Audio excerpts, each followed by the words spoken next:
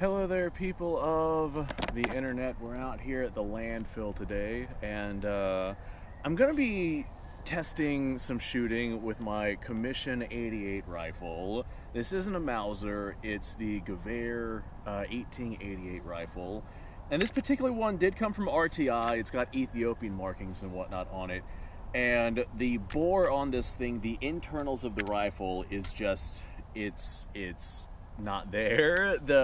There's like no rifling inside of the barrel of this rifle. So normally with these guns you would need to use a 318 diameter projectile, but I don't have any 318 diameter projectiles, so I actually loaded 8mm Mauser with 314 diameter bullets. Not like any of that is going to matter because there's no rifling there for us to engage.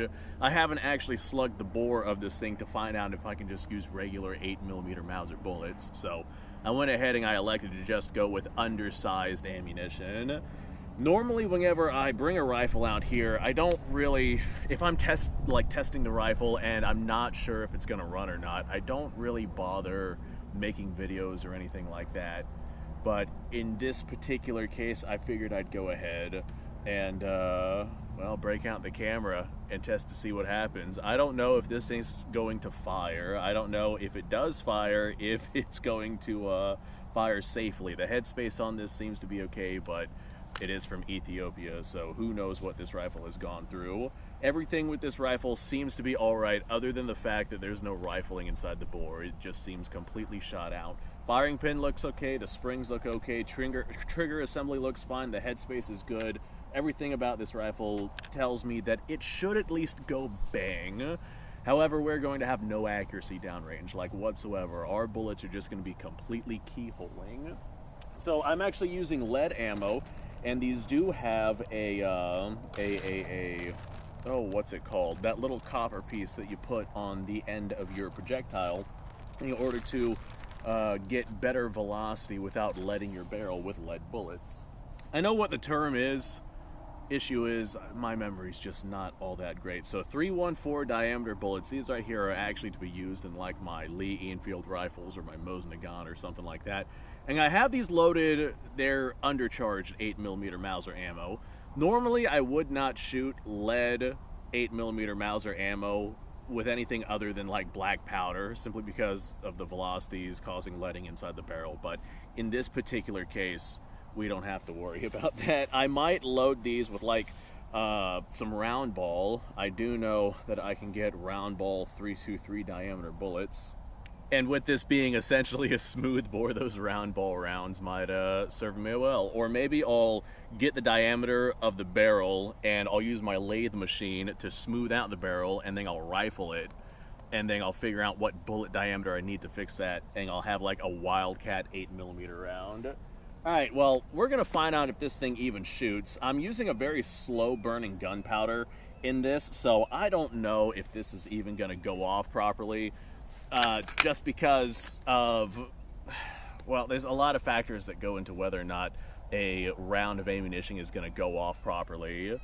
And if we have an undersized bullet that's relatively lightweight, I think these are like 150 grain bullets, and we have a slow burning powder, then that bullet is probably going to move faster than that powder burns, and we're not going to get proper compression to be able to shoot this thing. Also, if anybody complains about me single loading this rifle, I don't have a clip for it, and these are designed to not have the extractor broken from single loading. So as I do with all of my guns, I'm going to hold this up and away from me. As a matter of fact, I'll go stand over there, hold this up and away from me just in case it decides to explode. This way I don't suffer any real catastrophic issues. Alright, I'm gonna go ahead and hold this one like this, just because I'm not sure about it. Let's see if it actually fires here. Well, she fired, and she fired well. A bunch of smoke came out of this thing because of, oh, I don't know, whatever funk was built up inside the barrel. I cleaned it best I could, but there's only so much that you can do with a wire brush. Let's see what the cartridge looks like. No signs of overpressure or anything like that. Looks like we did split the neck of our case, but that's okay. This 8mm Mauser ammo is a little on the older side. So that's a split case. Alright, Well, that was fun. She went bang. Let's go ahead and grab ourselves another one. A lot of this 8mm Mauser ammo is reloaded stuff, and it's been reloaded time and time again, so some of the brass might just be on its way out. I'm going to go ahead and fire this again, just like how I did. I'm going to go ahead and just sit down for this one, just like how I did, though, and we're going to have a look at that case again. Nice. I mean, it's fun watching these rounds go down range. They're not going to be accurate at all with anything that we're shooting at, but it's still fun to watch. See, this one does not have a broken neck or anything like that. No signs of overpressure. I think we're good. I think that particular 8mm Mauser round just had issues. Yeah, this one right here looks okay. Now I'm going to go ahead and shoulder this rifle. I'm going to close an eye, though, just in case we get some back pressure. I want to see how it feels on my face. No back pressure. And I think we actually hit our target out there. There's like a wooden pallet out probably about 50 yards and we hit it. Maybe we'll get lucky. My God. If this does not keyhole, I will eat the hat that I am wearing, because there's literally no rifling in this barrel and we're using undersized bullets. But yeah, this brass looks good. So I guess now I'm gonna take a target, set it up at probably about 25 yards or so, give or take, and let's see what these bullets look like, if they're keyholing, etc., etc. Alright, I won't lie, I am kind of pleased that this rifle is at least firing. It's not going to be accurate at all, but I'm pleased that it is at least firing. What is the minimum zero on this? I'm sure it's like 400 yards or something. Here, before oh, what was that? You give me that. My extractor seems to not be wanting to extract.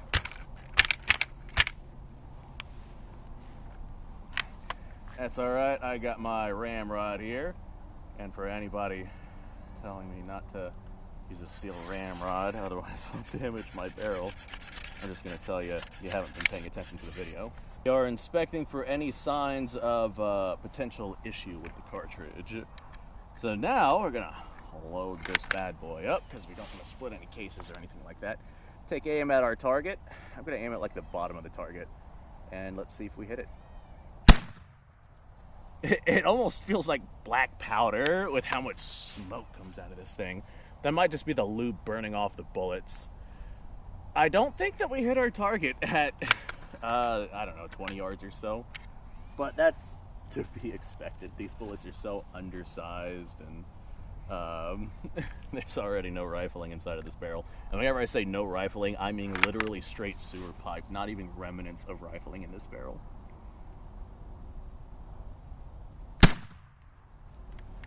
Okay, well, you know what, let's go ahead and send one more here. I aimed at the bottom of the target both times. This time I'm going to aim at like the top of the target. Let's see, or not the top of the target, like the middle of the target.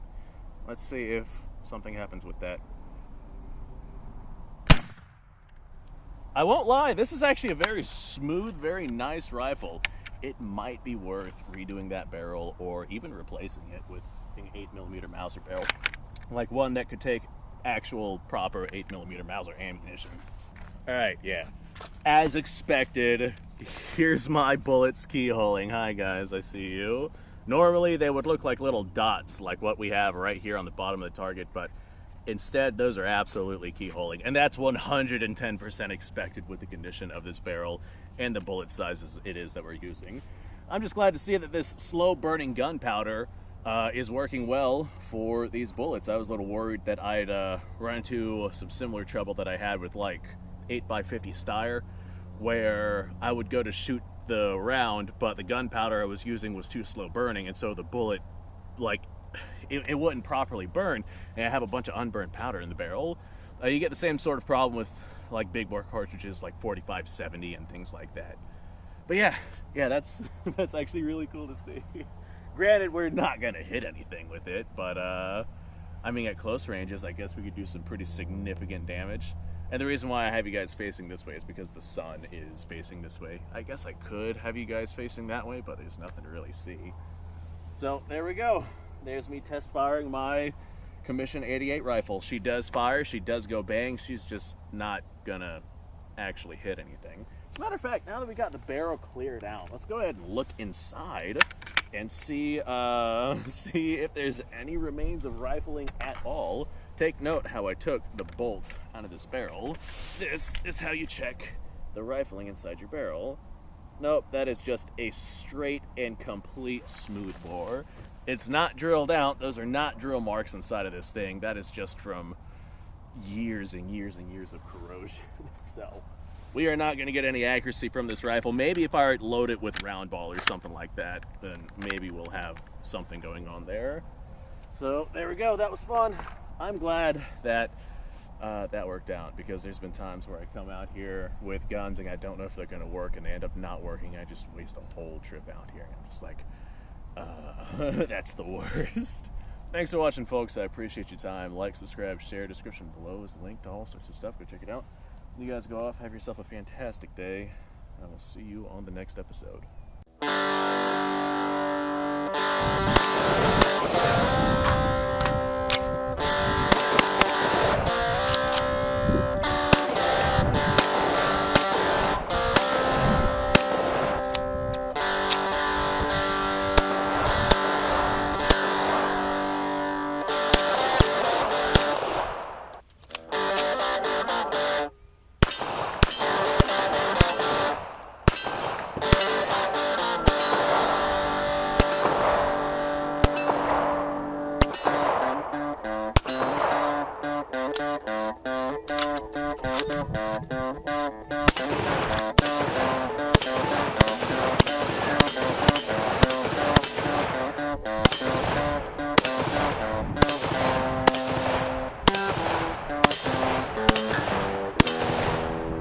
Been a little while since I've done this.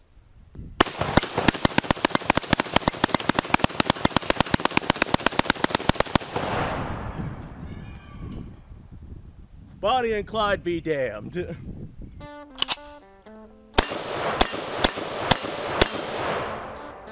Poor man's Garrett.